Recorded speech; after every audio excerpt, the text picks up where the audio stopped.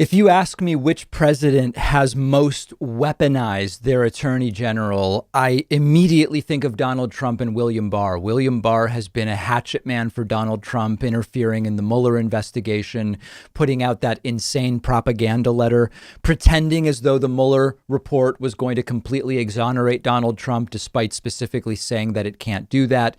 William Barr has been a player with respect to the protests that we've been seeing and the use of force against protesters. And William Barr yesterday was interviewed by CNN's Wolf Blitzer, and it is a veritable house of horrors. This is one of the sickest interviews I've seen. And what's sick about it is that William Barr, sometimes there are propaganda mouthpieces who know that they need to sort of put a nice coat of paint on their propaganda. Right? They need to dress it up. They need to make it sparkle.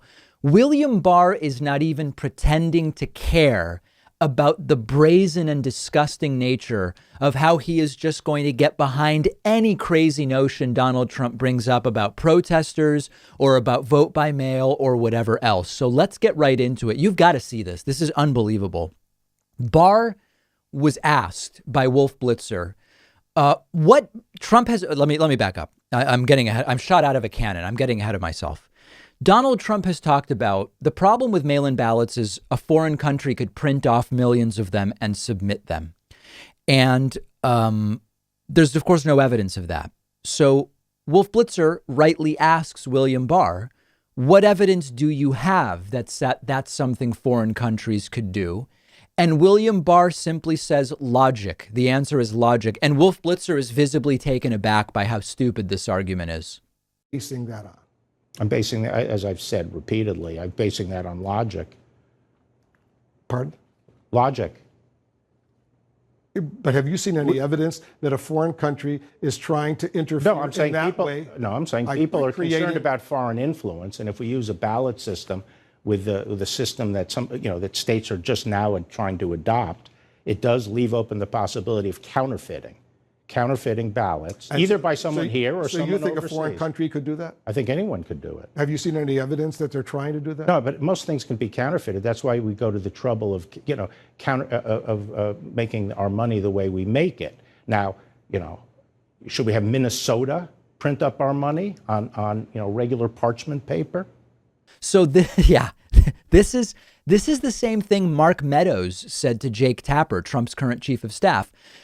He said, I haven't seen evidence that it's not going on, which is, of course, one of these completely indefeasible arguments that it doesn't really fall under actual argumentation because it's completely indefeasible. It's mumbo jumbo nonsense, to be perfectly frank. Now, then Wolf Blitzer asked, this I haven't seen a Wolf Blitzer interview for a long time, but he did a good job of really getting down to the heart of the matter on a lot of these issues.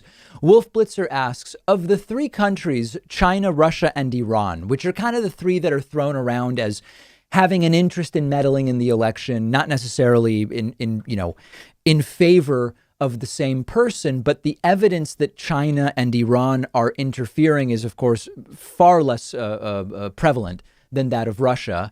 And maybe you're not going to be surprised at which one William Barr selects here. Russia, China, and Iran are seeking to interfere in the U.S. presidential election for various reasons, but mostly they want to sow dissent in our country, exacerbate racial tensions, et cetera, like that. Of those three countries that the intelligence community has pointed to, Russia, China, and Iran, which is the most assertive, the most aggressive in this area? I believe it's China. Which one? China. China more than Russia right now? Yes. Why do you say that? Because I've seen the intelligence. That's what I've concluded. What are they trying to do? Well, I'm not going to discuss that. But they're trying to help who win? I'm not going to get into that. More aggressive than Russia? Yes. Because the U.S. intelligence community... Trying to influence the United States? Yes. Yeah. Super convincing, right? I mean, this is a real opportunity to talk more generally about interference and meddling. And they could actually have had a conversation about, listen, there's a long history of other countries meddling in the elections of other countries. There's a long history of Americans trying to exert our preferences at the high government level on the elections of other countries. And this is sort of an ongoing thing. And what matters is we protect our system from any any meddling. The problem with making that case for people like William Barr is that William Barr and Mitch McConnell and Donald Trump, they've all had opportunities to strengthen our election system so that it is less subject to the manipulations of foreign countries. They've not done it. And of course, the speculation is they've not done it because they think that on balance, the meddling, including from Russia, is good for Donald Trump. That's the reality. Instead, Barr just says, oh, China's really the worst one. And it makes it sort of an adjudication of China versus Russia. The implication, of course, being that China wants Biden to win, which is really a question mark, but it's something that's been repeated.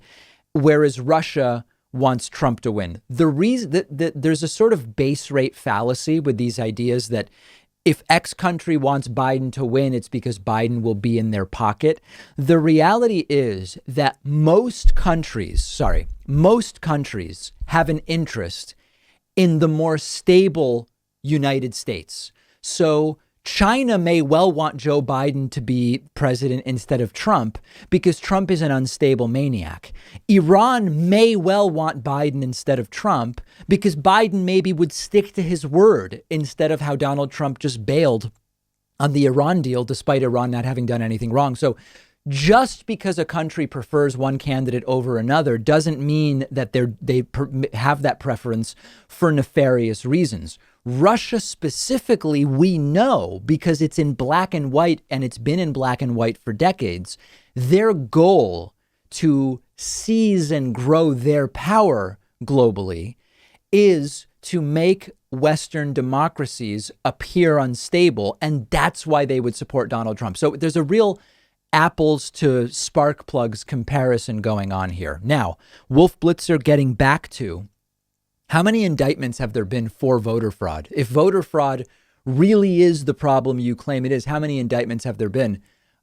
William Barr tells us several. 10 years Attorney General of the United States, how many indictments have you brought against people committing voter fraud? I couldn't tell you off the top of my head, but several I know of. Like a handful? I don't know. But several doesn't sound like too many. Well, I don't know. I don't know how many we have. I know there are a number of investigations right now, some very big ones in states. The president also has said, and I'm quoting him directly. And Wolf Blitzer is right. In a country of 331 million, with billions of votes cast over the last however many election cycles, several cases of voter fraud really isn't a lot. It's not hundreds. It's not thousands. It's not anything that comes even close to impacting the election results. And then William Barr insists we simply haven't tried mail-in voting. So it's a question mark. It's a black hole. Anything could happen. We haven't seen widespread fraud, but so far we haven't tried it. Well, and the point is, but a lot of us. There are several states that only have mail-in voting, including a Republican state. Well, this is playing with fire. This is playing with fire. We're a very closely divided country here.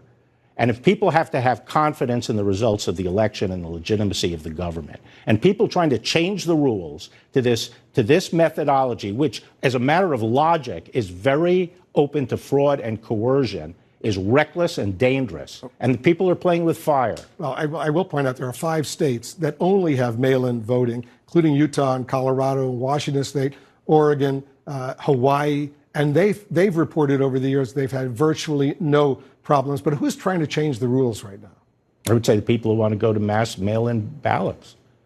But you understand why. There is a coronavirus pandemic. Right. And there are a lot of people potentially, if they waited long lines when they go to the polls, they could get sick, especially older people or people with underlying conditions. As a result, a lot of people want to change the rules so they don't have to go wait in long lines. Well, they don't have to touch all this. And the appropriate way to deal with that is, number one, arrangements at the polls that protect people, which can be done. Now, of course, we have tried it. We have systems in place. We're just doing more of it this year because of a pandemic. It's the same ballots.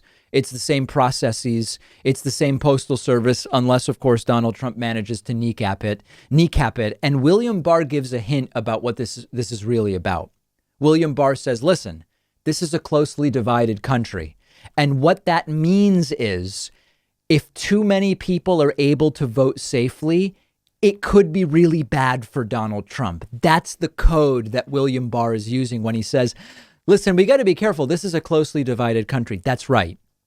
That's right. And that's why the idea from Trump is suppress the vote that we know will be disproportionately a vote for Joe Biden. People taking coronavirus more seriously are more likely to vote by mail. If you suppress vote by mail, you're more likely to suppress more Biden votes than you are Trump votes. So here is Wolf explaining to William Barr that you can't vote twice, that it's illegal. To try to do it willfully, it's illegal, despite Donald Trump's encouragements, which I'll get to momentarily. Take a look at this. And then let them go vote. And if the system is as good as they say it is, then obviously they won't be able to vote. It sounds like he's encouraging people to break the law and try to vote twice. Well, I don't know exactly what he was saying, but it seems to me what he's saying is he's trying to make the point that the ability to monitor this system is not good. And if it was so good, if you tried to vote a second time, you would be caught if you voted in person. That would be illegal if they did that. If somebody mailed in a ballot and then actually showed up to vote in person, that would be illegal. I don't know what the law in the particular state says. You can't vote twice. Well, I don't know what the law in the particular state says and when that vote becomes final. Is there any state that says you can vote twice? Well, there's some, maybe that you can change your vote up to a particular time. I don't know what the law is, so I'm not going to offer. He was saying test the system. If you know what he's saying, why are you asking me what he's saying? He doesn't believe in the mail-in voting. You're the Attorney General of the United States. Why does you? Yeah. Right. Well, the little experiment that William Barr is talking about there would be a crime. We've never seen anything like this. The Attorney General says he doesn't know what the law is about voting around the country, but he's sure, based on logic, as he said to Wolf Blitzer, that foreign countries are going to try to print and send in millions of ballots. What's going on is unprecedented. This is a red alert, not a rehearsal. And next, I want to get to Donald Trump actually suggesting that voters commit what in North Carolina is a felony. If you are anything like me, you probably aren't thrilled with the idea of going into a doctor's office right now. And thankfully, there's a practical and affordable way to take control of your health and get personalized care from the comfort of your home. It's a service called SteadyMD. They're one of our sponsors. You take a quiz, you get matched with a licensed primary care physician who understands your health needs. You have a 1-hour video call with your new doctor. You establish a meaningful relationship with them. And after that, your doctor is available to you anytime by text, phone, or video chat. This is not a random doctor on call. Each doctor at SteadyMD has a limited number of patients, so they actually have time to listen to you. You get the personal attention that you deserve. They can do almost everything an in-person doctor can do: perform medical evaluations, talk to you about health concerns, send prescriptions to your home or local pharmacy, and anything they can't do online, they'll quickly set you up with an in-person provider to do, things like blood tests as an example. You don't need insurance. It's only $99 a month with no other fees or copays.